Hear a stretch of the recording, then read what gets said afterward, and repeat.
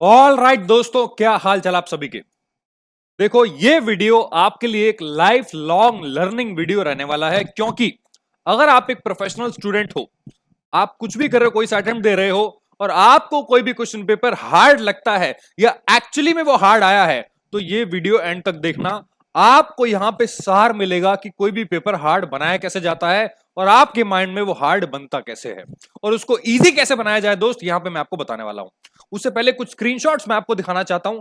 दोस्त, यहां पे आप जानते हो, फाइनेंशियल अकाउंटिंग का पेपर जब स्टूडेंट से पूछा गया कि कैसा आया था, तो बहुत सारे स्टूडेंट्स ने बोला कि सर पेपर बहुत ही हार्ड आया था, कुछ क्वेश्चन समझ में नहीं है, एमसीक्यू तक अटेम्प्ट नहीं हुए। और ये कुछ स्क्रीनशॉट्स मैं आपको दिखा दूं। दोस्त, ये आपके सामने कुछ स्क्रीनशॉट्स हैं यहाँ पे। तो आप अगर यहाँ पे देखो, तो ये यहाँ पे बच्चों ने बोला है कि सर वर्स्ट पेपर आया था और यहाँ पे बहुत खराब गया as compare to 22 syllabus, toughest paper था। इसके अलावा और भी स्क्रीनशॉट्स हैं एक छोटे से। इतना अच्छा क्वेश्चन था कि फिर से दिसंबर में देंगे। सरकाजम चल रहा है, बताओ यहाँ पे। इसके अलावा एमसीक्यू भी टाइम कंज्यूमिंग थे, क्वेश्चन ने हमको लल्लू लाल बना दिया, जो मेरा डायलॉग है। और एक ने बोला सर क्वेश्चन ने नहीं बनाया, इंस्टीट्यूट वाले ने बनाया भाई। और इसके अलावा कुछ सैड इमोजीज एंड सर हम कुछ नहीं बोल सकते, हम अब डिस्प्रेशन में हैं। वाह, क्या बात है, बहुत बढ़िया पेपर था सर, पास नहीं होंगे। ये बच्चे कुछ इस तरीके के कमेंट यहां पे कर रहे थे। दोस्त, मैं आपको बताना चाहता हूं कि रियलिटी में ये पेपर हार्ड था कि नहीं था। तो एक काम करते हैं, अपने आप से एक सवाल करते हैं, क्या रियलिटी में फाइनेंशियल अकाउंटिंग का पेपर हार्ड आया था? तो अगर मैं बात करूं as per the students mindset, तो the answer is yes, paper hard आया था।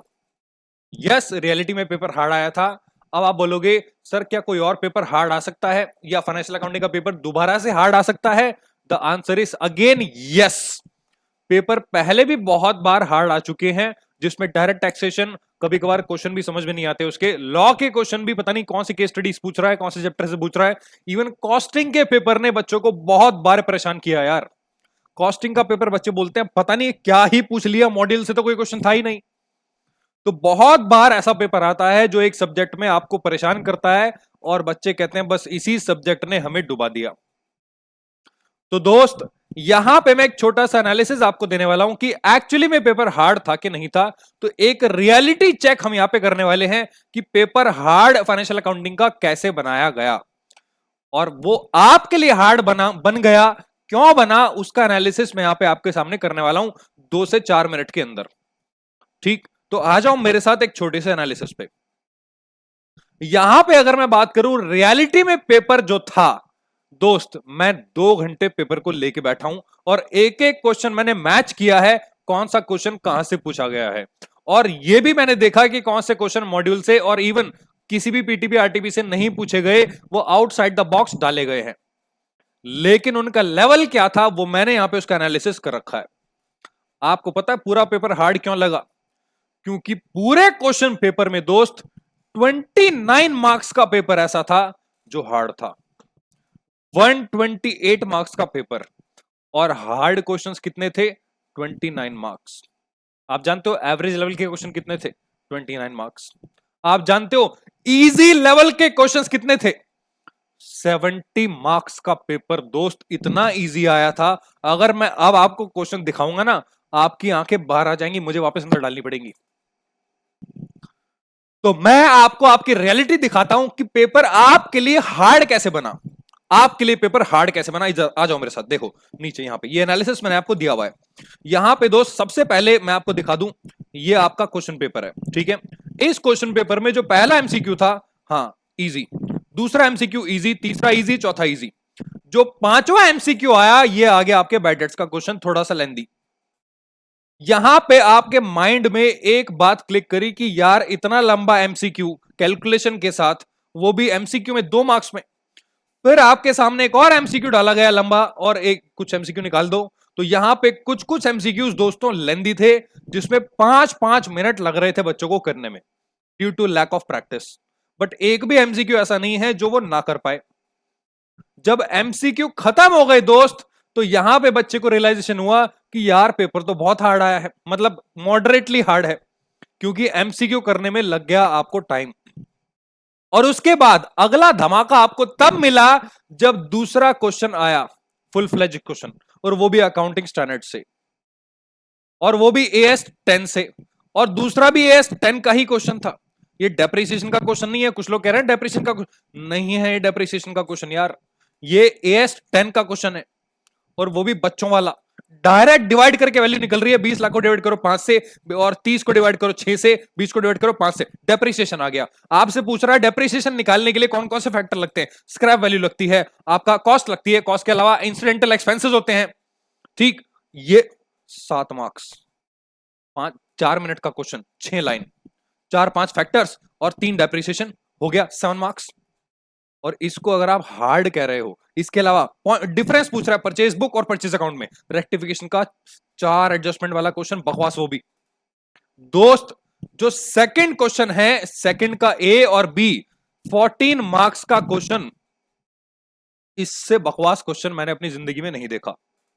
और 5वां क्वेश्चन यार, 12th क्लास की पार्टनरशिप, इससे हार्ड क्वेश्चंस मेरे 12th क्लास के बच्चे कर लेते हैं।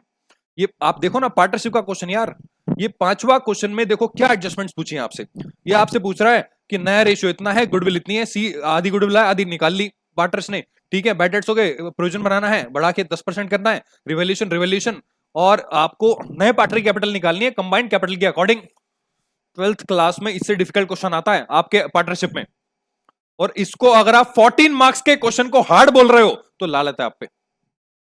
दोस्त, इसके अलावा मैं आपको क्या बताऊं, बहुत लंबा वीडियो हो जाएगा।